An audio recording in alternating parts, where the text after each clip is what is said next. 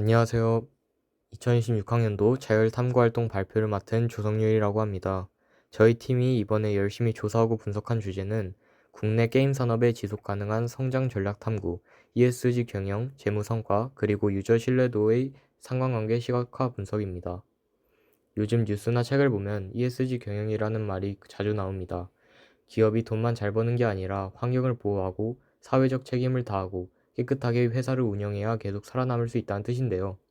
우리가 매일 즐겨하는 게임을 만드는 회사들도 요즘이 ESG 성적표를 잘 받으려고 되게 신경을 많이 쓰고 있습니다. 하지만 저희는 여기서 한 가지 궁금점이 생겼습니다. 게임 회사는 연기를 뿜는 공장도 없는데 기관들이 매기는 ESG 점수가 높다고 해서 실제로 돈을 더 잘 벌까? 그리고 무엇보다 게임을 직접 하는 우리 같은 유저들의 만족도와 이 ESG 점수가 진짜 똑같이 흘러갈까 하는 의문이었습니다. 그래서 저희는 상상만 하지 않고 실제 게임 회사들의 데이터를 직접 모아서 서로 어떤 관련이 있는지 눈으로 확인해 보기로 했습니다. 게임 산업이 앞으로 유저들에게 사랑받으면서 건강하게 성장하려면 어떤 전략이 필요할지 알아내기 위해 이 탐구를 시작했습니다. 저희가 이번 탐구를 신뢰성 있게 진행하기 위해 선택한 방법과 과정을 말씀드리겠습니다. 첫 번째로 데이터를 모으는 단계입니다. 대한민국 게임 업계를 대표하는 크래프톤, 넷마블, NC소프트, 넥슨, 카카오게임즈를 포함해서 상위 10개 기업을 골랐습니다. 그 다음 한국 ESG 기준원이라는 공식 기관에서 발표한 최근 3년간의 ESG 등급 데이터를 수집했고, 금융감독원 전자공시 시스템에서 각 회사의 2023년 영업이익과 매출액 데이터를 모았습니다. 그리고 가장 중요한 유저들의 생각을 알기 위해 구글 플레이 스토어와 앱 스토어에서 실제 유저들이 남긴 리뷰 평점을 수집했습니다. 두 번째는 데이터를 정리하는 단계입니다. A, B 플러스 같은 알파벳 등급은 수학적으로 계산할 수 없기 때문에 저희가 직접 A 등급은 5점, C 등급은 2점 같은 방식으로 점수를 매겨서 숫자로 바꿨습니다. 유저 평점도 비교하기 쉽게 똑같이 5점 만점을 기준으로 깔끔하게 정리했습니다. 세 번째는 통계 분석과 시각화 단계입니다. 이렇게 정리한 숫자들을 가지고 엑셀 프로그램을 활용해서 서로 어떤 관계가 있는지 그래프를 그렸고 관련성의 깊이를 보여주는 상관계수라는 값을 계산해 보았습니다. 이제 저희의 탐구 핵심인 데이터 분석 결과를 두 가지 그래프로 설명해 드리겠습니다.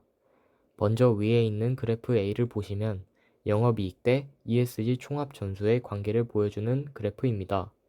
엑셀로 계산해보니 두 변수의 상관계수는 0.199가 나왔습니다. 수학적으로 이 수치는 아주 미약하게 관련이 있다는 뜻입니다.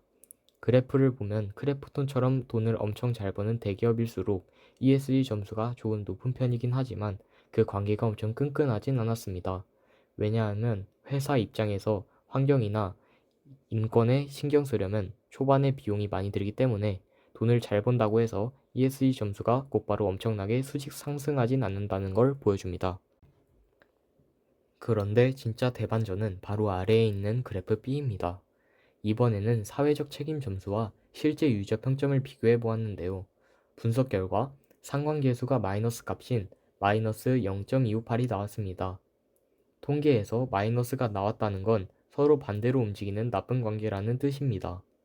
즉, 기관이 평가한 사회적 책임 점수가 높으면 높을수록 정작 그 게임을 하는 유저들의 만족도와 평점은 오히려 떨어지는 엇박자가 나오고 있었습니다.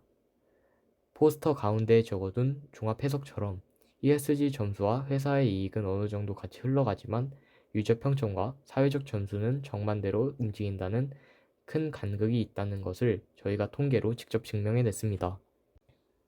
저희는 이런 어처구니 없는 반전의 결과가 나왔는지 원인을 진지하게 분석해 보았습니다. 현재 국가기관에서 평가하는 소셜 항목들을 보니까 봉사활동을 얼마나 했는지, 직원들 안전은 잘 지켰는지와 같은 일반적인 대기업 기준들로만 가득 차 있었습니다. 하지만 우리 게이머들이 게임 회사에 바라는 진짜 사회적 책임은 그런 게 아닙니다. 유저들은 확률형 아이템 정보를 솔직하게 공개하는지, 돈을 너무 심하게 유도하진 않았는지, 공식 카페에서 유저들이랑 소통을 잘하고 피드백이 빠른지, 그리고 서버가 안 터지고 게임을 재밌게 만드는지를 훨씬 더 중요하게 생각합니다. 결국 게임 회사들이 겉보기엔 멋진 등급을 따려고 봉사활동이나 대외적인 지표 관리에만 매달리는 동안 정작 진짜 고객인 유저들과 소통하고 게임을 재미있게 만드는 내실에는 소홀했기 때문에 이런 슬픈 결과가 나왔다고 볼 수 있습니다. 그래서 저희는 국내 게임 산업이 유저들에게 계속 사랑받으며 성장하기 위해 4가지 해결책을 제안합니다.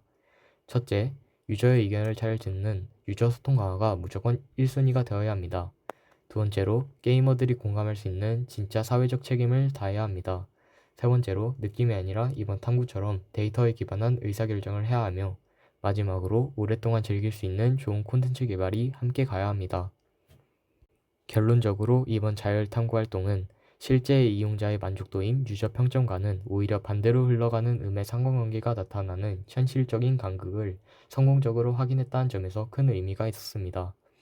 단순히 교과서에 나오는 이론을 읽는 뿐만 아니라 진짜 데이터를 수집하고 엑셀로 직접 분석해보면서 정확한 증거를 바탕으로 문제를 판단하는 힘이 얼마나 중요한지 배울 수 있었던 값진 시간이었습니다. 이상으로 발표를 마치겠습니다. 안녕하세요. 저희 조는 유전자 가해 기술과 디자이너 배입의 윤리적 문제, 우리는 준비되어 있는 것을 주제로 탐구했습니다. 크리스퍼 유전자 거의는 난치병 치료의 혁신 기술로 주목받지만 동시에 디자이너 배입이 논란도 낳고 있습니다. 2018년 허젠 쿠이의 유전자 편집 아기 출산 파문, 2025년 KJ 월든의 개인 맞춤형 치료 성공, 2026년 정확도가 높은 편집 기술 개발에 배아 검사 기업이 협조하여 논란으로 이어지며 기술은 계속 발전하고 있습니다. 이에 저희는 크리스퍼 유전자 가위의 원리를 살펴보고 디자이너 베이비의 생명윤리적, 사회적 쟁점을 분석해보고자 했습니다. 크리스퍼 카스9의 원리를 말씀드리겠습니다.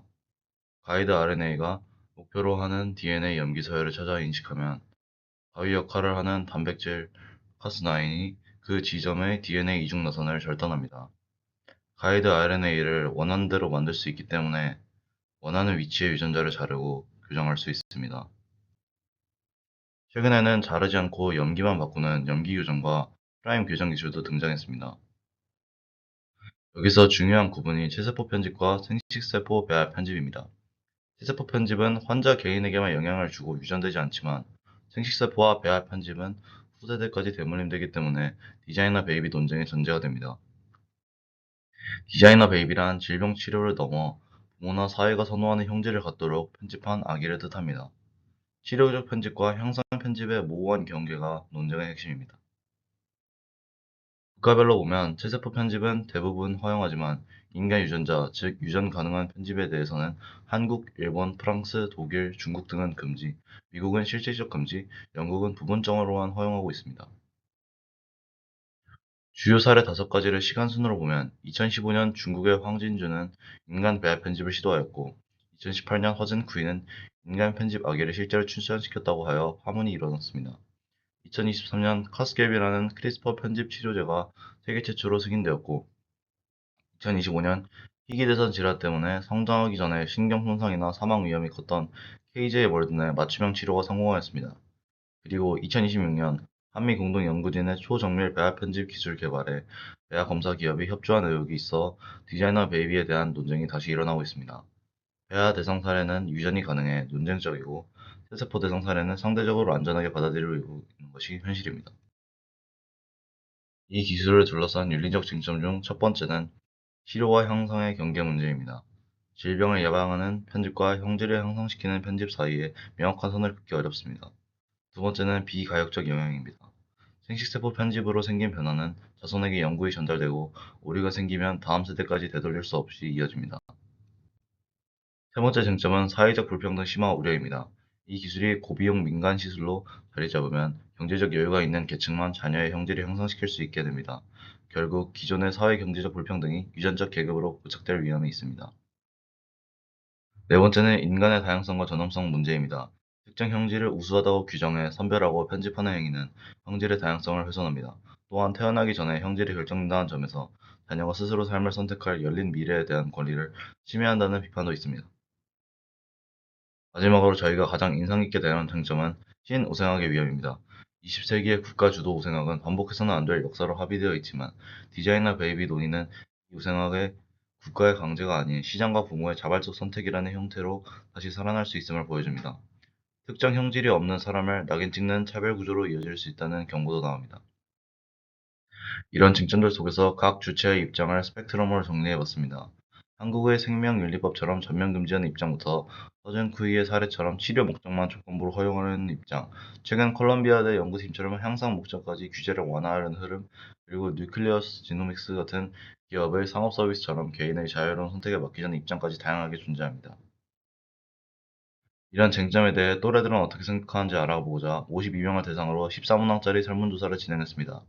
흥미로운 점은 응답자의 65.4%가 기술을 잘 모른다고 답했지만 동일한 비율인 65.4%가 기술의 미래 유익성에 긍정적이었다는 것입니다. 유전자 과학 기술은 잘 모르지만 낙관적으로 바라보고 있다는 것을 알 수 있었습니다. 목적에 따라 허용 범위가 크게 달라졌습니다. 난치병 치료나 질병 예방 목적의 배아 편집에는 88.5%가 찬성했지만 외모나 능력 같은 향상 목적으로 바뀌면 찬성률이 25%로 뚝 떨어지고 반대가 40에서 48%까지 치솟습니다. 즉, 또래들도 치료는 괜찮지만 향상은 안 된다는 목적에 따른 다른 기준을 갖고 있다는 것을 확인할 수 있었습니다. 제도와 정책에 대해서는 정부와 국제사회의 엄격한 법적 규제가 필요하다는 응시답이 69.2%로 압도적으로 높았습니다. 또한 전문가의 의견만으로는 부족하고 사회적 합의를 반드시 거쳐야 한다는 응답도 50%로 가장 많았습니다. 이 결과는 저희의 결론과도 이어집니다. 결론을 말씀드리겠습니다. 유전자 가해 기술 자체는 난치병을 치료하고 인류에 실질적으로 기여하는 유용한 기술입니다. 그러나 디자이너 베이비를 위한 편집은 허용해서는 안 된다고 생각합니다. 특정 형질을 우수하다고 규정해 인간 유전자를 편집하는 것은 인간의 다양성을 해치고 사회적 불평등을 낳으며 인간의 존엄성을 훼손할 수 있기 때문입니다. 다만 치료와 향상의 경계가 모호하다는 것을 이유로 모든 배아 연구를 금지시킨다는 것은 현실적이지 않습니다. 안정성이 검증되는 범위 안에서 치료 목적 연구는 단계적으로 확대하되 그 기준을 정하는 논의에는 과학자만 아니라 사회 구성원 전체가 참여해야 합니다.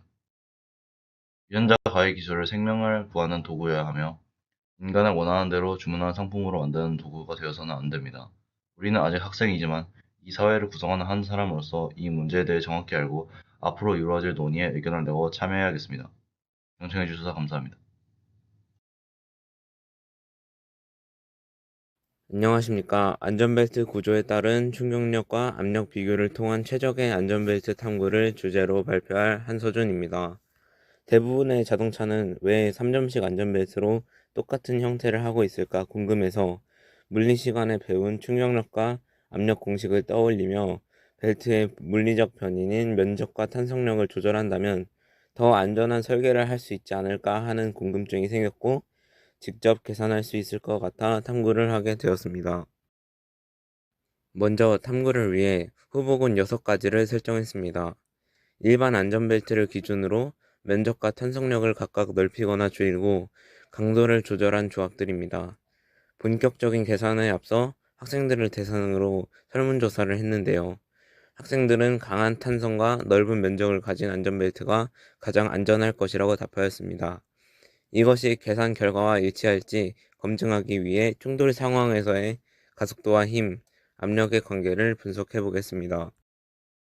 분석을 위해 3가지 물리 공식을 기준으로 삼았습니다. 첫 번째는 가속도 공식을 사용했고, 두 번째는 힘 공식을 사용했고, 세 번째는 압력의 공식을 사용했습니다.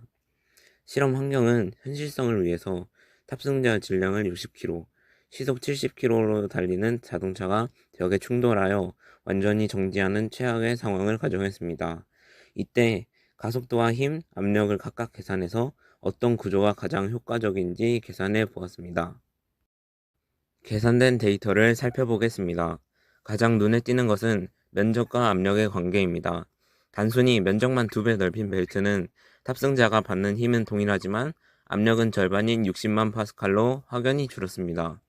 또한 탄성력이 강한 안전벨트는 정지 시간을 0.12초까지 더 길게 확보해 주었습니다. 그 결과 일반 벨트 대비 충격력을 절반이나 감소시키는 효과를 보였습니다. 이론적으로는 강한 탄성력과 넓은 면적을 결합한 형태가 안전성 측면에서 가장 최적의 안전벨트라는 걸 알 수 있습니다.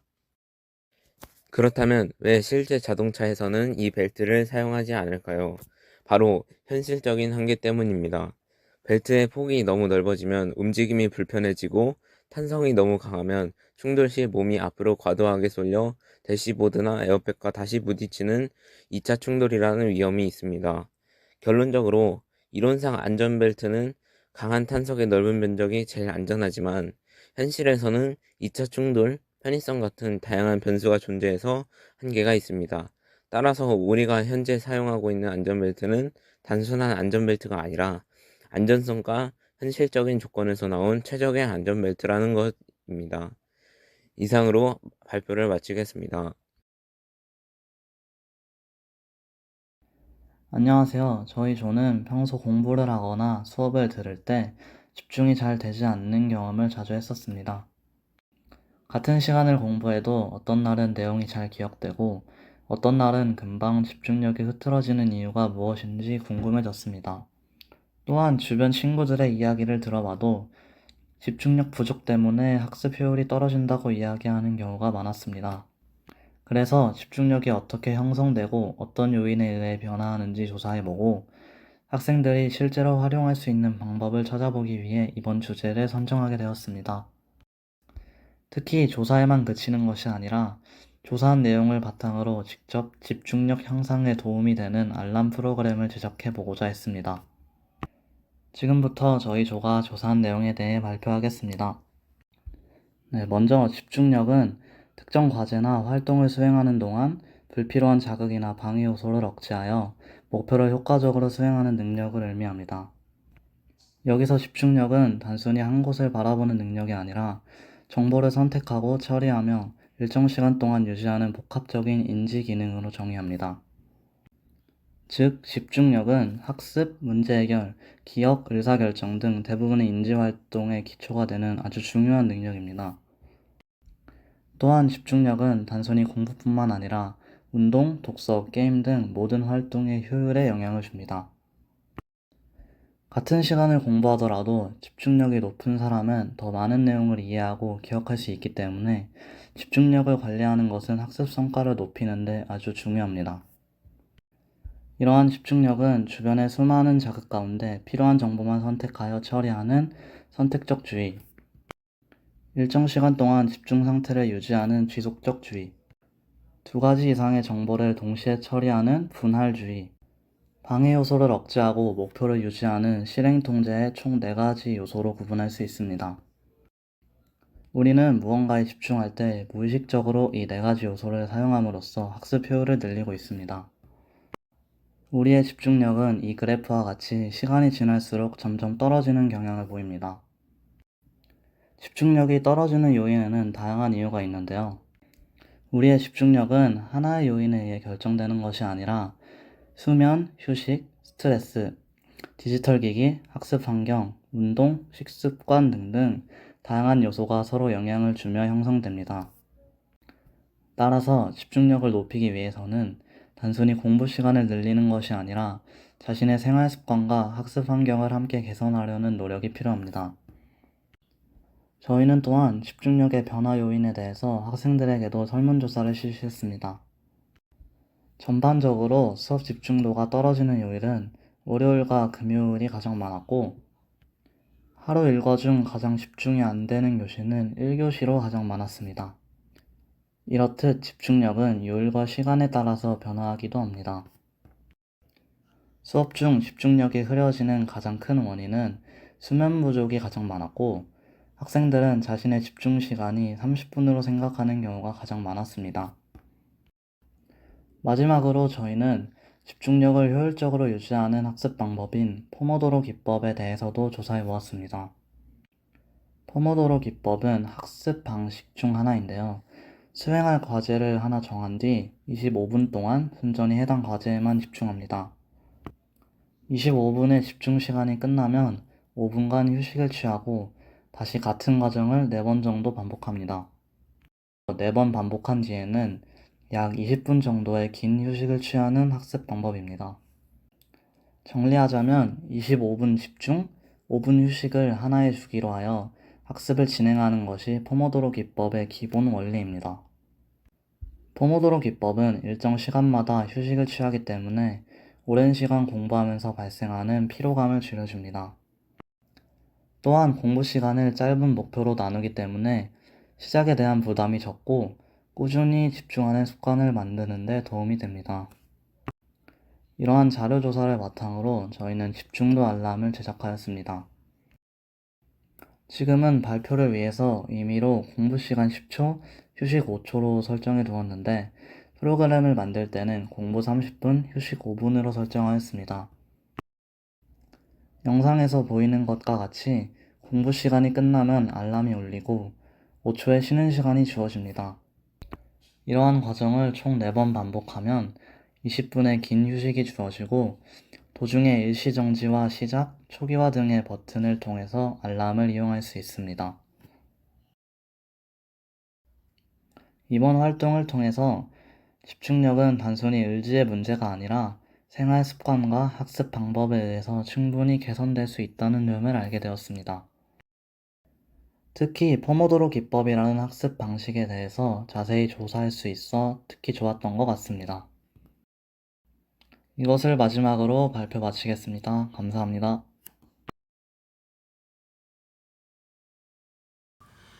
안녕하세요. 탐구활동 발표를 맡게 된 구성민입니다. 저희 조의 주제는 수면 시간에 따른 집중도의 변화입니다. 목차입니다. 첫 번째, 탐구 동기, 두 번째, 탐구 내용, 세 번째, 탐구 결과로 이어지겠습니다. 탐구 동기입니다. 시험 기간에 잠을 줄여가면서 공부를 하다 보니 집중도가 더 떨어지는 것 같은 느낌이 들었습니다. 그래서 잠과 집중도 사이에 어떤 상관관계가 있는지 궁금해서 탐구를 진행하게 되었습니다. 탐구 내용입니다. 제가 세운 가설은 수면 시간이 줄어들수록 집중도는 떨어질 것이다 라는 가설이고, 실험 방법은 조원 4명의 지침 시간을 첫 번째 날은 1시간, 두 번째 날은 3시간, 세 번째 날은 6시간, 네 번째 날은 9시간으로 설정한 뒤 그 정해진 시간만큼 잠을 잡니다. 그 후 각각의 날마다 조원 4명 모두 1부터 1000까지 무작위의 숫자를 뽑은 뒤 1부터 1000까지 적혀있는 숫자표 중에 무작위로 뽑은 수를 빨리 찾는 것입니다. 실험 결과입니다. 아주 부족한 수면 시간인 첫째 날 1시간은 대부분의 조원들이 110초대의 수행 시간을 기록하였습니다. 조금 부족한 수면 시간인 둘째 날 3시간은 대부분의 조원들이 첫째 날에 110초대보다는 조금 줄어든 100초대 중반을 기록하였습니다. 가장 이상적인 수면 시간인 셋째 날은 확실히 줄어들어서 90초대까지 줄어들었습니다. 마지막 조금 과한 수면 시간인 넷째 날은 가장 이상적인 수면 시간인 6시간과 크게 변한 점이 없었습니다. 실험 결과와 관련된 그래프입니다. 실험 결과에 따라 꺾은선 그래프와 막대 그래프를 준비하였습니다.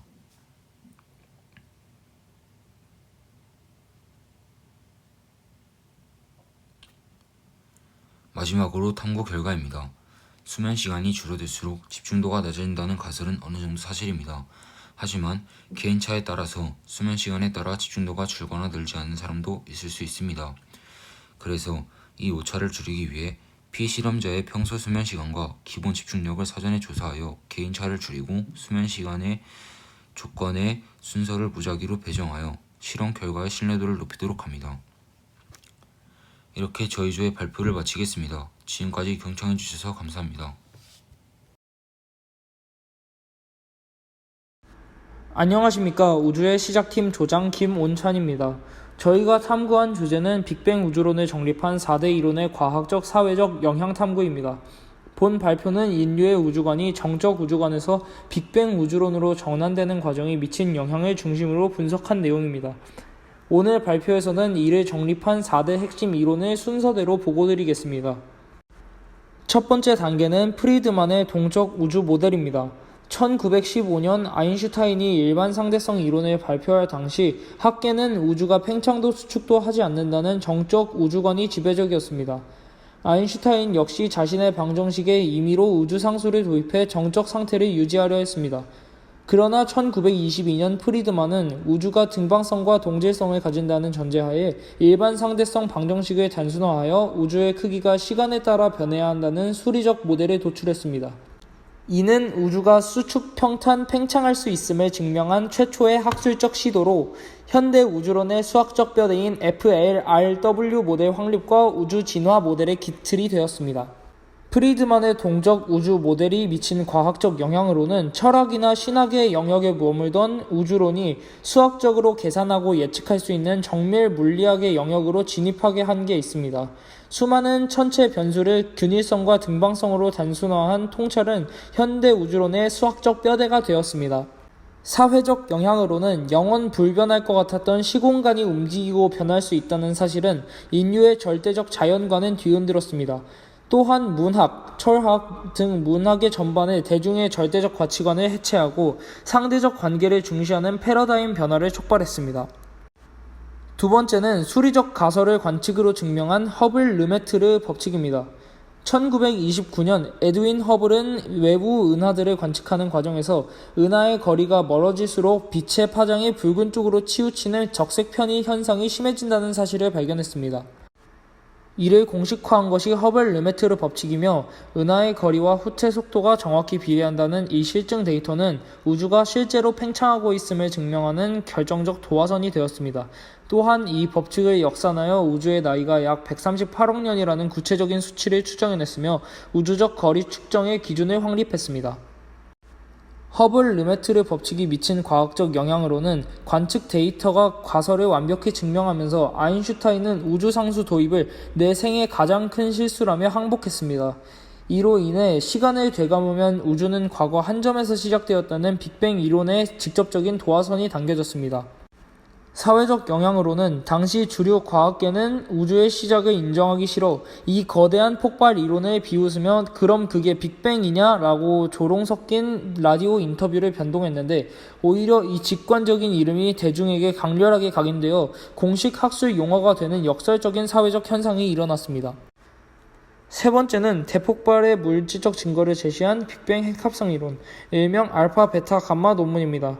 1948년 가모프는 우주가 한 점에서 시작되었다면 초기 우주는 극도로 높은 온도와 밀도를 가진 불덩이 상태였을 것이라 가정했습니다. 가모프 연구진은 이 고온 고밀도 환경에서 양성자와 중성자가 결합하는 핵합성 과정을 물리학적으로 계산했습니다. 그 결과 우주 초기에 생성된 수소와 헬륨의 질량비가 정확히 3대1의 비율을 이루어야 한다는 예측치를 내놓았습니다. 이 계산값은 실제 천체 관측을 통해 확인된 우주 원소 구성비와 정확히 일치함에 따라 빅뱅 우주론이 정밀 과학으로서 학계의 신뢰를 확보하는 결정적 계기가 되었습니다. 알파, 베타, 감마 논문이 미친 과학적 영향으로는 실제 우주 관측 결과 수소와 헬륨의 비율이 정확히 3대1로 나타나면서 빅뱅 이론은 단순한 기하학적 상상이 아니라 물질적 데이터로 증명되는 정밀 과학으로 인정받았습니다. 사회적 영향으로는 우리 몸을 구성하는 원소들은 모두 우주 초기의 폭발과 별의 소멸에서 온 우주의 먼지다 라는 과학적 사실을 사회에 전파했습니다. 이는 인간이 우주와 분리된 존재가 아니라 우주의 역사 그 자체와 연결되어 있다는 깊은 유대감과 생명 존중의 철학적 메시지를 대중에게 심어주었습니다. 네 번째는 빅뱅 우주론의 최종 증거가 된 우주 배경 복사의 발견입니다. 1965년 벨 연구소의 펜지어스와 윌슨은 안테나 관측 중 우주 모든 방향에서 균일하게 검출되는 정체불명의 마이크로파 잡음을 포착했습니다. 분석 결과 이 신호는 빅뱅 초기 뜨거웠던 우주의 빛이 약 138억 년 동안 팽창하며 식어 잔존한 절대 온도 약 2.7K의 우주 배경 복사임이 판명되었습니다. 이론적으로만 예견되었던 이 태초의 흔적이 실측됨으로써 대립관계에 있던 정상 우주론은 사실상 폐기되었고 빅뱅 우주론이 현재 표준 우주론으로 최종 확립되었습니다. 두 연구자는 이 공로로 1978년 노벨 물리학상을 수상했습니다. 우주 배경 복사의 발견이 미친 과학적 영향으로는 빅뱅 우주론의 가장 강력하고 확실한 스모킹건이 되었다는 것이 있습니다. 이로써 경쟁 이론이었던 정상 우주론은 과학계에서 완전히 폐기되었고 빅뱅 우주론은 현대 우주론의 독점적인 표준 모델로 자리 잡았습니다. 사회적 영향으로는 시작이 있는 우주의 증명은 종교계와 이념계에 큰 충격을 주었습니다.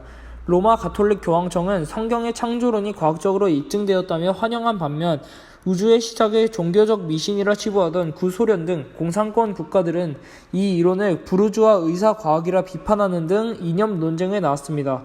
또한 우연한 발견이 패러다임을 바꾼 사례로 기록되며 대중의 우주과학에 대한 호기심을 폭발시켰습니다. 사회적 영향으로는 시작이 있는 우주의 증명은 종교계와 이념계에 큰 충격을 주었습니다. 로마 가톨릭 교황청은 성경의 창조론이 과학적으로 입증되었다며 환영한 반면 우주의 시작을 종교적 미신이라 치부하던 구소련 등 공산권 국가들은 이 이론을 부르주아 의사과학이라 비판하는 등 이념 논쟁에 나왔습니다. 또한 우연한 발견이 패러다임을 바꾼 사례로 기록되며 대중의 우주과학에 대한 호기심을 폭발시켰습니다.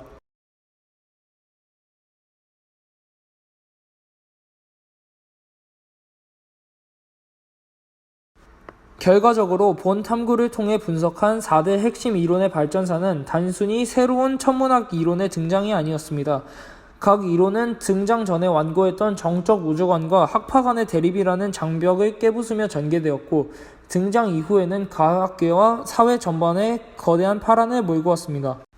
과학적 측면에서 이 흐름은 거시세계를 다루는 천문학과 미시세계를 다루는 입자 물리학을 하나로 융합시켰으며, 오늘날 인류가 우주의 미세한 온도를 측정하여 암흑 물질과 암흑 에너지를 추적하는 현대 정밀 우주론으로 나아가는 완벽한 징검다리가 되었습니다.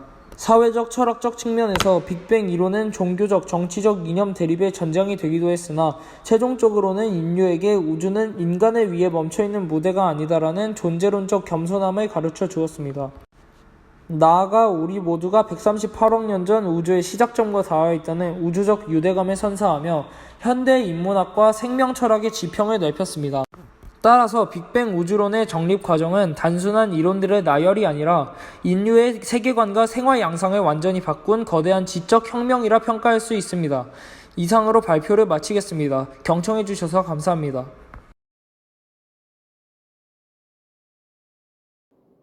안녕하십니까. 자유탐구 주제 보고서 발표를 맡은 김승우라고 합니다. 저희 모둠의 탐구 주제는 소방공무원의 직무 환경에 따른 신체 변화와 생체역학적 교정 방안 연구라는 내용으로 발표를 진행하도록 할 거고요. 이렇게만 들으면 좀 이해도 잘 안 되실 것 같고 한 번에 맞지도 않을 것 같아서 이런 주제를 좀 풀어서 설명하도록 하겠습니다. 소방관들이 재난 및 화재 현장이 발생했을 때 임무를 수행하는 과정에서 여러분들도 잘 알고 있는 공기 호흡기와 같은 소방장치들을 메거나 들고 임무를 수행하게 되는데, 이런 공기호흡기 같은 소방장치들이 무게가 10kg 정도로 꽤나 많이 나가는 편이라서 이런 거를 손에 이면은 소방관들의 몸의 균형이 맞지가 않아서 신체 불균형이라는 문제가 발생하게 됩니다.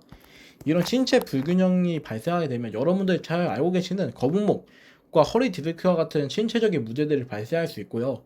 이런 신체적인 문제들을 신체역학적인 치료로 해결할 수 있는 방안을 저희가 탐구 및 조사했다 라고 이해하시면 밑에 있는 내용들도 잘 이해하실 수 있을 거라고 생각합니다. 아무튼 저희의 탐구 목적 및 배경은 저희 모두먼들이 소방관과 물리치료 등에 관심이 아주 많은 친구들이어서 이런 그 두 가지의 생각들을 주제로 얘기를 하면서 토의를 해보다 보니 소방관의 신체 불균형이라는 큰 틀을 정하게 됐고요. 이런 큰 틀을 바탕으로 조사를 하면서 공기호흡기와 같은 소방장치가 이런 신체 불균형의 주된 원인임을 알게 되었고, 소방장치가 소방관들의 신체 불균형에 미치는 영향과 치료 방법을 주제로 탐구를 진행하게 되었습니다. 여기 3번에 보시면은 신체 과부하의 보상작용 견밀 실험이라고 쓰여 있는데요. 저희가 실제로 수행한 내용이고요. 무거운 소방장치를 책 30kg으로 바꿔 진행했고, 책가방에다가 책을 집어넣고 학교 등굣길과 평지를 걸으면서 진행한 실험입니다. 이를 통해서 발목 잠금 현상이란 걸 관찰할 수 있었는데요. 발목 잠금 현상은 발목 관절의 그 기동성이 떨어지는 현상인데, 이렇게 만들면 좀 이게 잘 안 다칠 것 같은데, 발목 관절이 기동성이 떨어져가지고 좀 이동하는데 불편함을 가져다주고 몸의 균형을 조금 안 맞춰주는 그런 현상이라고 보시면 됩니다. 여기 밑에 있는 4번은 저희가 이런 신체 불균형에 생기는 영향을 좀 치료할 수 있는 방안인데요. 저희가 단계별로 한번 이걸 치료 방법을 한번 써봤습니다. 1단계는 도수치료, 여러분들이 잘 알고 있는 정형외과 가가지고 할 수 있는 그런 방법이고, 체외 충격파 치료, 이런 건 여러분도 잘 안 들어보실 수도 있을 것 같은데, 한마디로 요약하면은 여러분도 잘 알고 계시는 손가락 다쳤을 때 저기 정형외과 가면은 레이저 같은 거 쏴주신데, 그게 체외 충격파 치료라고 생각하시면 이해하기 편할 것 같습니다. 2단계는 재활 단계인데요. 이거는 여러분들이 만약에 생각하시는 것처럼 좀 몸이 다쳤으면은 이런 다친 기능들을 조금 다시 재활하는 과정인데, 심부코어와 편측 재활, 심부코어는 약간 허리 쪽에 말하는 거고, 편측 운동은 이렇게 골반의 비대칭을 교정하면서 보행을 하면서 생기는 불균형을 조금 고칠 수 있는 방법이다라고 생각하시면 되고요. 4번의 그 맨 마지막에는 보행 메커니즘 규정. 이거는 저희가 요즘 조금 발달하면서 실험 데이터를 기반으로 어떻게 걸음을 걸으며 해야지 좀 몸이 나아지고 어떻게 해야 이런 팔자 걸음과 무릎을 좀 다시 건강에 만들 수 있는가를 할 수 있는 약간 조금 AI 시스템 같은 거라고 생각하시면 괜찮을 것 같습니다.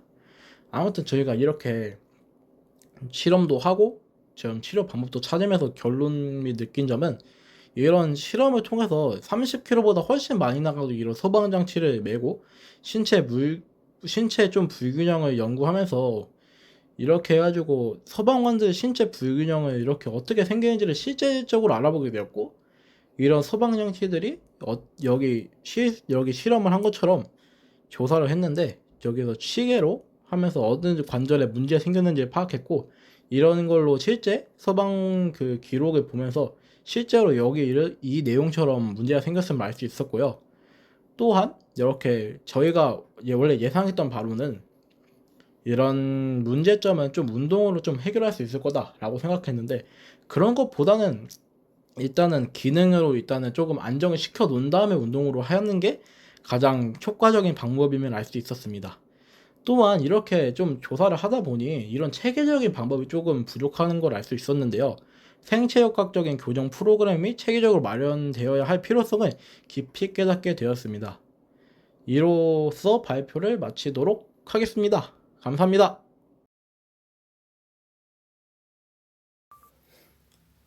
안녕하세요.